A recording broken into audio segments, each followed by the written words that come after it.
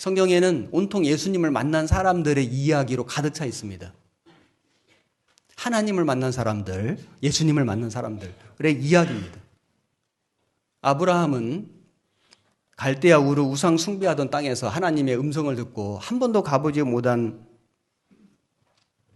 가나안 땅으로 나갔습니다. 그래서 믿음의 조상이 되고 이스라엘 민족 조상 됐습니다. 하나님을 만났죠. 복을 받았습니다. 야곱은 자기 어머니와 함께 집에 있을 때는 종용한 사람이긴 했는데 하나님 음성을 듣지는 못했습니다. 그런데 그가 장자의 명분을 그토록 사랑하고 결국에는 그 축복을 받아냈는데 주어진 건 고난이었습니다. 집을 떠나가지고 브엘세바 그 광야에서 돌베개 하고 자는데 한 번도 그런 적이 없었습니다. 그렇게 홀로 외롭게 있어 본 적이 없습니다. 그런데 형 에서가 자기를 죽이려고 했기 때문에 그 어머니 그 품을 떠나서 집을 떠나서 그 들에서 광야에서 돌베개 하고 잠을 자는데 그때 하늘이 열리고 사닥다리가 내리고 천사가 오락 내려가는 걸 보고 그리고 하나님 음성이 들렸습니다. 하나님을 만났습니다. 그래서 그 이름을 베델, 하나님의 집이다 이렇게 고쳤습니다. 그리고 모세는 애굽의 왕자로서 40년 살았습니다. 하나님이 그를 부르지 않았습니다. 그가 미디안 광야에서 양치기로 있을 때 80세가 됐을 때 하나님의 음성이 들렸습니다. 모세야, 모세야. 바로에게 가서 네 민족을 구원하라. 하나님을 만났습니다. 그들은 하나님을 만나서 하나님의 음성을 듣고 하나님의 말씀을 순종함으로 위대하게 됐습니다. 진짜로 하나님을 만난 사람들의 공통점은 다 위대하게 되었다. 큰 일을 하게 되었다. 놀라운 역사를 경험하였다는 것입니다. 진짜로 예수님을 만난 사람들은 그렇게 됩니다. 지금도 그렇습니다. 기드온은 몰래 숨어가지고 그 기드온이 미디안의 족속의 그 지배를 받고 압제를 받고 있을 때 몰래 숨어서 밀타작하고 있었습니다. 좀 비겁한 모습이죠. 그런데 하나님의 사자가 나타나서 큰 용사여 네 민족을 구원하라. 왜 큰 용사라고 했을까요? 지금 모습은 비겁한 모습입니다. 몰래 숨어서 자기 먹으려고 밀타작하고 있는 겁니다.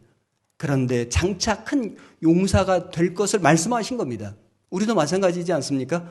우리가 구원을 받았지만 사실 참 우리 마음속에 비겁함이 있습니다. 얼마나 소심하고 얼마나 계산적이고 얼마나 이기적이고 얼마나 자기중심적이고 육신적이고 세속적인지 솔직히 우리의 마음속에 그런 게 있지 않습니까? 그렇게 살기도 했습니다.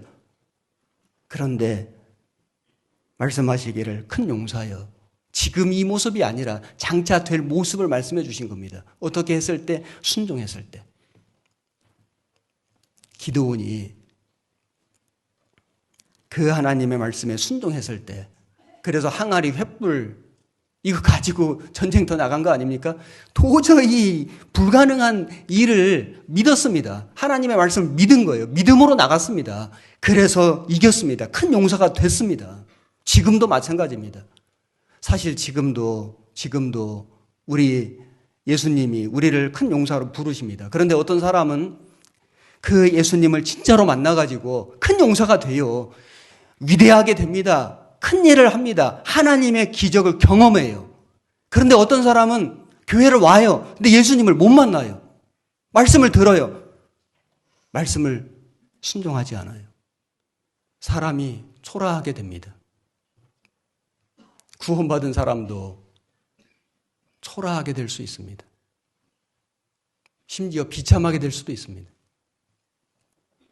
쓰임을 받지 못하게 될 수 있습니다.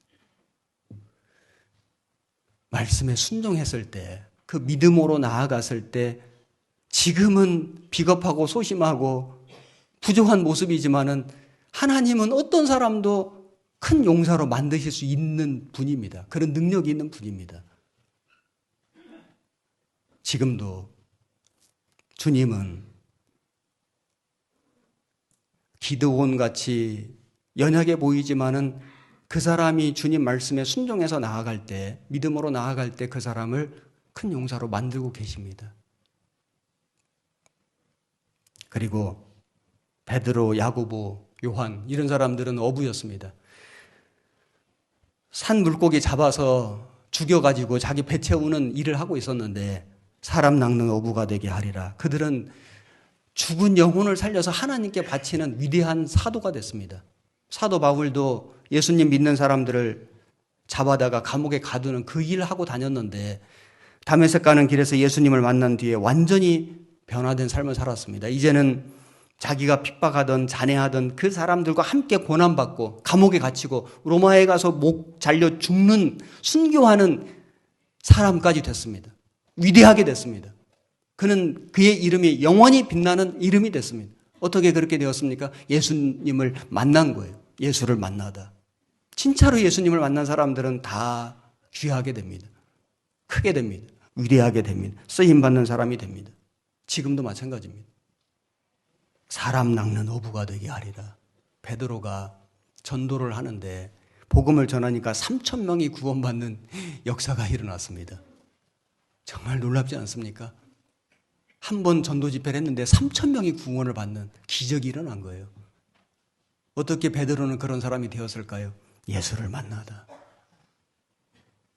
그 베드로가 너무 육신이 연약함으로 비겁하였으므로 예수님을 3번이나 부인하는 잘못을 저질렀지만은 그 베드로를 예수님이 찾아가 주신 거 아시죠? 부활하신 예수님이 베드로 찾아가셨습니다. 왜 찾아가시는 줄 아십니까? 베드로 마음 속에 정말 주님을 사랑하는 마음이 있었거든요. 비록 실수했지만은 잘못했지만은 진정으로 예수님을 사랑하는 사람을 주님은 아십니다. 어떤 사람은 주님을 엄청 사랑하는 것처럼 말을 하고 그렇게 보여지지만은 주님을 사랑하는 마음이 없는 사람도 있고요. 지금은 좀 부족해 보이고 연약해 보이고 실수하고 잘못도 하지만 진짜 마음 중심으로 주님을 참으로 사랑하는 사람을 주님이 아시는 겁니다. 그걸 주님이 아시는 거예요. 우리는 정확히 모릅니다. 우리는 다 모릅니다. 주님은 아십니다. 그래서 주님이 그 사람을 찾아가 주시는 거예요. 예수를 만나다. 베드로가 그 예수님을 다시 만났을 때 내 양을 먹이라, 내 양을 치라, 내 양을 먹이라. 베드로는 베드로 전서, 베드로 후서 성경을 기록했습니다. 그 예수님을 부인하고 저주하던 겁쟁이가 그렇게 담대한, 위대한, 용감한 사도가 된 거예요. 왜 그렇게 됐을까요? 예수를 만나다. 예수를 만나는 게 비결입니다. 우리는 어떤 사람을 통해서 복음 전도 받았습니다. 그 형제님 덕분에, 어떤 자매님 덕분에, 또는 말씀 전해주신, 상담해주신 어떤 목사님 덕분에 우리가 복음을 알고 구원받았습니다. 그러나 사실은 예수를 만난 거예요. 그 사람이 내게 생명을 준 게 아니고요. 그 분을 통해서 나를 전도하신, 또 내게 말씀을 전해주신 그 사람을 통해서 하나님이 나를 구원해 주신 겁니다. 예수님을 만나다. 핵심은 예수님을 만나는 거예요. 많은 사람들이 교회당에 가고 신앙생활이라고 하지만은 예수를 만나지 못하는 기독교인이 너무 많지 않습니까? 무지몽매한 사람들, 평생 믿는 줄 아는데 한 번도 믿어본 적이 없는 사람들이 너무 많습니다. 그런데 그런 사람들은 구원받지 못했으니까 그렇다 치고 구원을 받은 성도 중에 교회를 나오는데, 말씀을 듣는데, 모임에 가서 교제를 하는데 예수를 못 만나는 사람도 있다. 예수님을 못 만나기 때문에 마음에 겸손이 없습니다. 예수님을 못 만나니까 마음에 간절함이 없습니다. 예수님을 못 만나니까 그 마음이, 정신이 변화되지가 않습니다. 예수님을 못 만나니까 행실이, 행동이, 삶이 바뀌지를 않는 거예요. 예수를 만나다. 이것이 우리 신앙의 핵심이다. 자, 우리는 예수님을 만난 사람들입니다. 그렇지 않습니까? 내가 구원을 받은 것이 확실하고 내가 천국 가는 믿음이 너무나 확실하다면 우리는 정말 예수님을 한번 만난 사람들입니다. 십자가 밑에서 나를 위해서 죽어주신 그 예수님을 내가 만난 겁니다. 우리가 어떻게 이렇게 만났습니까? 어떻게 이렇게 같이 말씀을 듣고 있습니까? 우리끼리 친해서 그런 게 아닙니다. 우리끼리 무슨 세상적인 인연이 있어서 그런 게 아닙니다. 딱 한 가지입니다. 공통점은 예수를 만난 사람들이 만난 겁니다. 예수님 때문에 우리가 하나 되었습니다. 우리가 예수님 때문에 같은 소망 가졌습니다. 우리가 예수님 때문에 복음 전할 이 주님의 사명을 위해서 같이 수고하고 같이 동역하는 겁니다. 이유는 단 한 가지, 예수님 때문입니다. 그러지 않습니까? 핵심은 예수님입니다. 거기서 예수님이 빠지면 그냥 사람 모임, 사람 집단입니다. 그냥 친목 동호회입니다. 무슨 능력이 있겠습니까? 무슨 의미가 있겠습니까? 예수님이 계심으로 우리의 만남이, 우리의 모임이, 우리의 교제가 다 의미가 생기고 우리 속에서 계신 주님이 역사하심으로 우리를 통해서 하나님의 능력이 나타나고 한 사람 한 사람이 구원을 받고 교회가 성장하고 부흥되는 겁니다. 핵심은 예수님입니다.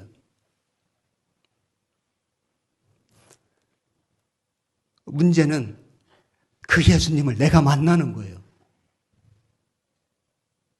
주일날 교회 오시지 않습니까? 우리 구역장님 만나고 우리 조장님 만나고 우리 식구들 만나고 카페에서 커피 마시고 필요합니다만은 핵심은 뭐냐면은 예수님을 만나야 한다. 십자가에서 나를 위해서 죽어주신 그 예수님을 교회당에 와서 만나는 거예요. 말씀을 통해서 만나는 겁니다. 형제자매의 그 교제와 대화를 통해서 예수님을 만나는 거예요. 예수님을 만지는 거예요. 예수님의 옷자락을 만지는 거예요. 그 사람은 위로받습니다. 그 사람 마음에는 기쁨이 있습니다. 그 사람 마음에는 평안이 있는 거예요. 주님이 그 사람을 쓰시는 겁니다. 그 사람을 통해서 주님이 일하시는 거예요. 핵심은 예수님을 만나는 겁니다. 우리는 구원받은 성도는 사람끼리 만난 게 아닙니다. 잘 생각해 보십시오. 우리가 친한 사람끼리 만났습니까? 무슨 고양이 같은 사람끼리 또는 뭐 나이가 같은 사람끼리 또는 취미가 같은 사람끼리 서로 마음이 맞는 사람들끼리 성격이 좀 비슷한 사람들끼리 우리가 만난 겁니까? 아닙니다. 우리는 믿음으로 만난 겁니다. 믿음으로 만나서 동역을 하는 겁니다. 우리 교회는 사람이 모인 모임이 아닙니다. 그래서 우리의 모임이 의미가 있고 여기에서 주님의 역사가 일어나는 겁니다. 그렇지 않고 친한 사람들끼리 마음이 맞는 사람들끼리 성격이 같은 사람들끼리 서로 좋아서 모인다면 그거는 거룩한 모임이 될 수가 없습니다. 거기에는 아무 능력이 없습니다. 우리는 믿음 안에서 동역자가 돼야 합니다. 로마서 16장에 보면은 사도 바울이 자기를 도운 사람들, 그 동역자들을 소개하고 있습니다. 그 로마서 16장에 나오는 그 사람들의 이름이 약 26명인데 사도 바울은 그들과 아무런 인간적인 관계가 없습니다. 그들은 여러 계층의 여러 부류의 사람들이었는데 공통점이 딱 한 가지 있습니다. 예수를 만나다. 그리고 예수님을 사랑하다. 그리고 예수님의 일을 하다. 그겁니다. 그래서 사도 바울은 그들의 이름을 일일이 거론하고 그들이 무슨 일을 했는지를 거기 기록했습니다. 그리고 예수님을 참으로 만난 사람들은 내가 만난 예수님을 다른 사람들에게 소개합니다.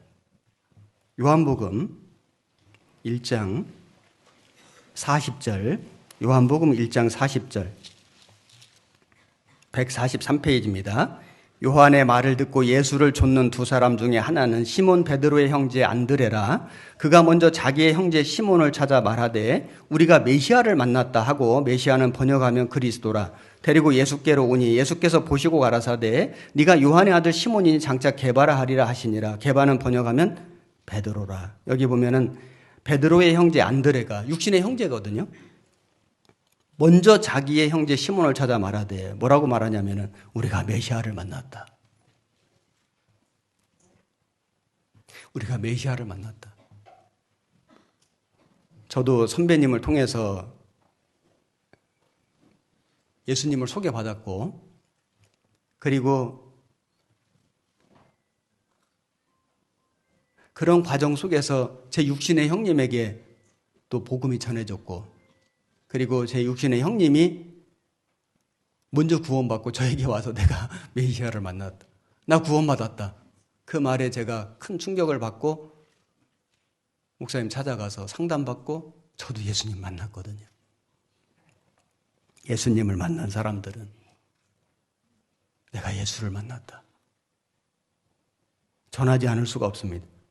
그래서 베드로 사도가 구원을 받게 됐는데, 베드로는 성경에 보면은 초대교회 양대 축 두 기둥 중에 한 사람, 베드로와 바울입니다. 그런데 안드레는 그에 비해서 인지도가 좀 떨어지죠. 역할이 많이 안 나옵니다. 그가 일을 안 했다는 게 아니라 베드로만큼은 아닙니다. 그런데 그 베드로가 있기 전에 안드레가 있었습니다. 안드레가 없었다면 베드로가 없었습니다. 안드레가 말하기를 내가 메시아를 만났다. 우리도 정말 예수님을 만났다면은 그 예수님을 전하지 않을 수가 없습니다. 사마리아 여인은 남편 5이 있었으나 불행했습니다. 예수님을 만났는데, 예수님을 만난 이후에 동네에 들어가서 내가 메시아를 만났다, 내가 그리스도를 만났다 전도하니까 많은 사람들이 예수님께로 와서 예수님의 말씀을 듣고 말하기를 우리가 믿는 것은 너의 말을 듣고 믿는 것이 아니라 우리가 직접 예수님의 말씀을 듣고 믿는 거다라고 말했습니다. 사마리아 여인은 물동이를 버려두고 동네에 뛰어들어가 전했습니다. 물동이를 버려두고 이 세상에서 자기가 그토록 얻고 싶었던 소원이 있었는데, 계획이 있었는데, 자기 야망이 있었는데 그걸 버려두고 복음 전한 거예요. 많은 사람들이 예수님께로 오고 예수님을 만나고 구원받는 그 일을 한 겁니다. 우리도 그렇지 않습니까? 우리 형제 자매님들 예수 만났지 않습니까? 우리가 예수님을 만났습니다. 십자가에서 예수님을 만났습니다. 그 주님을 만나고 우리가 구원을 받고, 구원을 받은 이후에도 우리가 매일마다 주님을 만납니다. 말씀으로 만나고, 기도로 만나고, 그리고 교제로 만나고요.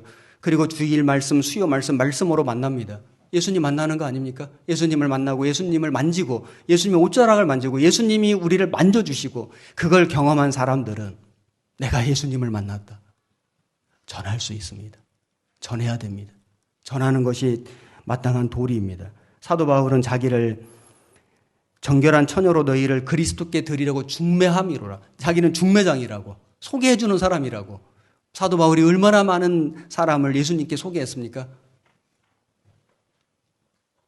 초대교회 당시에 얼마나 많은 교회들이 세워졌습니까? 다 사도 바울이 중매한 겁니다. 제가 2주 전인가 여기 서울 서북교회 전도집회 하면서 양화진에 갔습니다. 제가 서울 양천교회 있을 때 양화진 여러 번 갔습니다. 다른 분들도 제가 소개하고 같이 가이드도 하고 여러 번 갔는데 아주 오랜만에 갔습니다. 양화진이 어딘지 아시죠? 선교사 무덤입니다. 선교사 묘지이죠. 그 양화진에는 우리나라가 정말 힘들고 어려울 때, 정말 어둠 속에 암흑 속에 있을 때, 경제적으로 그리고 정치적으로 정말 우리가 암울한 시대에 있을 때, 그때에 우리나라에 1,500여 명의 외국 선교사들이 와서 그들이 의료사업, 문화사업, 교육사업, 자선사업 했습니다.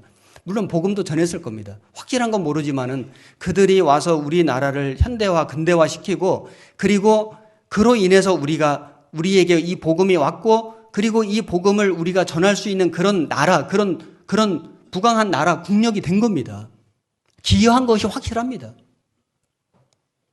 그들이 그 자기 나라 좋은 환경, 좋은 그 조건, 그걸 다 버리고 정말 그 당시 우리나라 비참했습니다.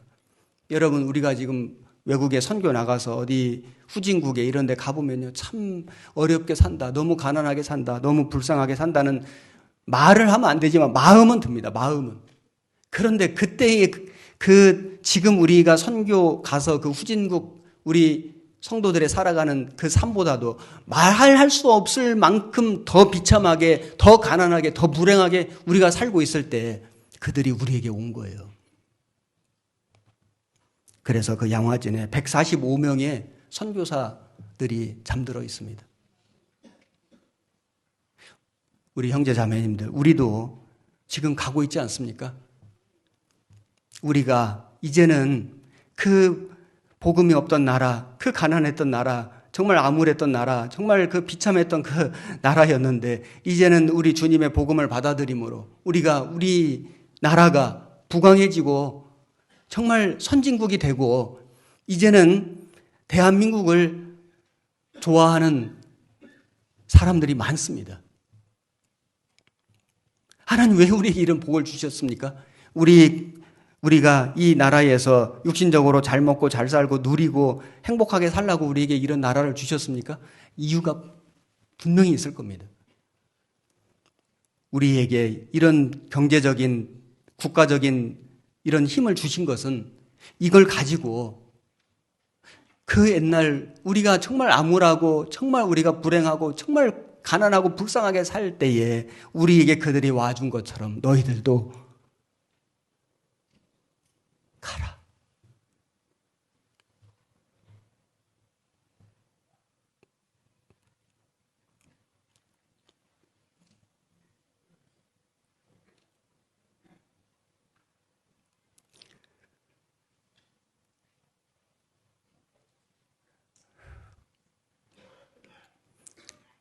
너가 만난 예수를 전하라.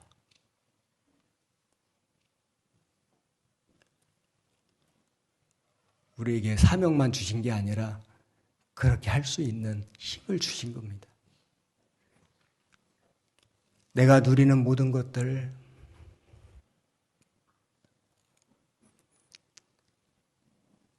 내가 가진 모든 것들 다 주님이 주신 겁니다. 이걸 가지고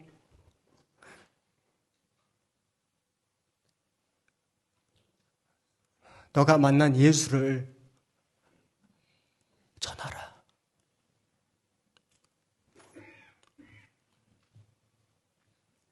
우리나라에 227개의 우리 교회가 있고 82개 나라에 1000개가 넘는 교회가 있습니다. 수많은 성도들이 있습니다. 공통점이 무엇입니까? 예수를 만나다. 다 그 한 가지입니다. 다른 게 없습니다. 우리가 무슨 인연이 있을까요? 예수님 만난 거 빼면은 여러분하고 나하고 무슨 상관이 있습니까?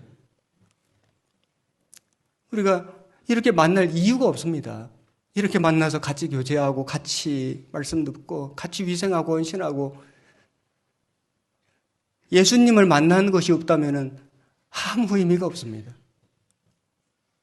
만나지도 않았을 겁니다. 만날 일도 없습니다.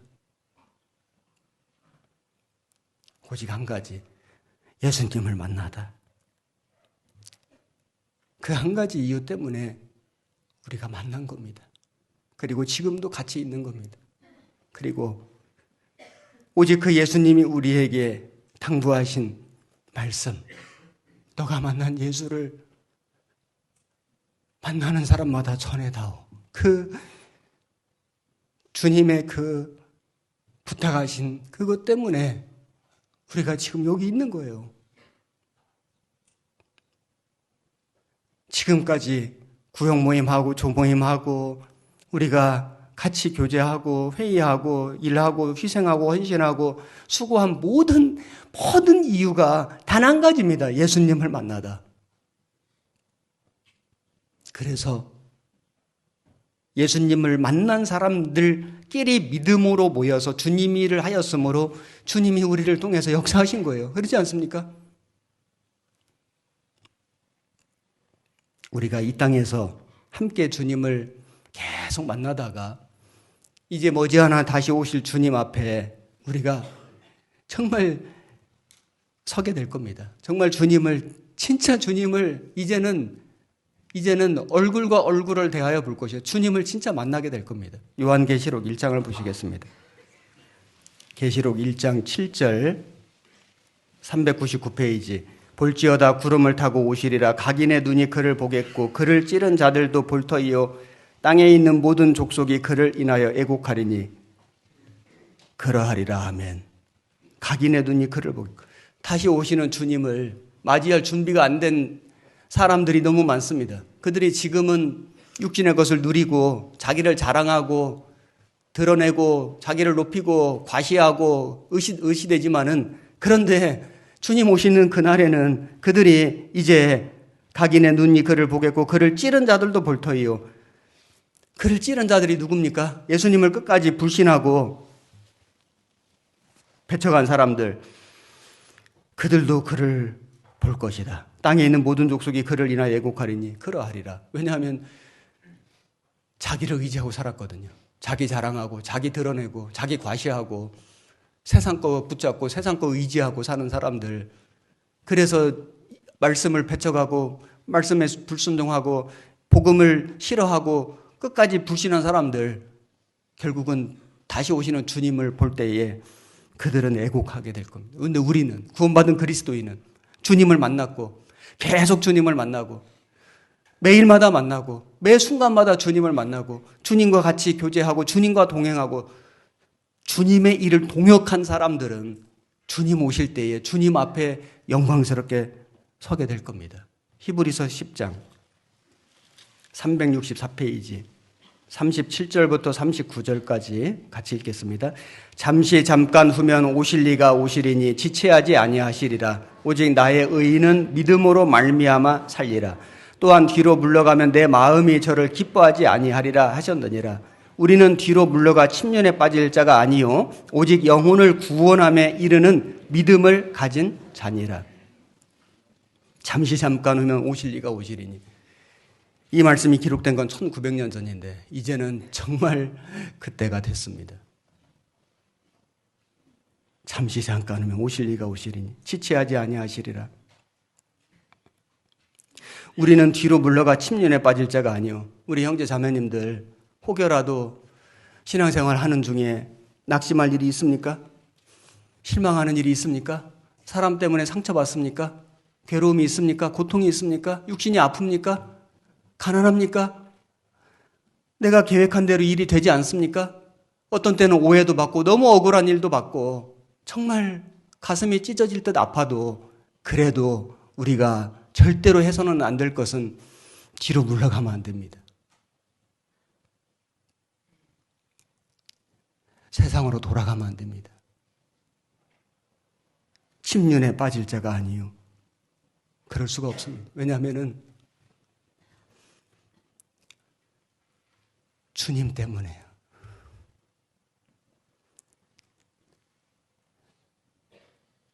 나를 만나주신 주님 때문에.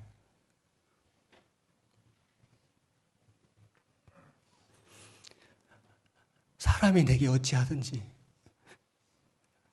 나를 만나주신 주님 때문에 우리는 뒤로 물러갈 수가 없다. 우리는 침륜에 빠질 수가 없다. 우리는 잠시 잠깐 후에 오실 그 주님을 기다리면서 영혼을 구원함에 이르는 믿음을 가진 자 아니라 주님 우리에게 맡겨주신 그 영혼들 한 사람이라도 더 건지는 그 일을 끝까지 하다가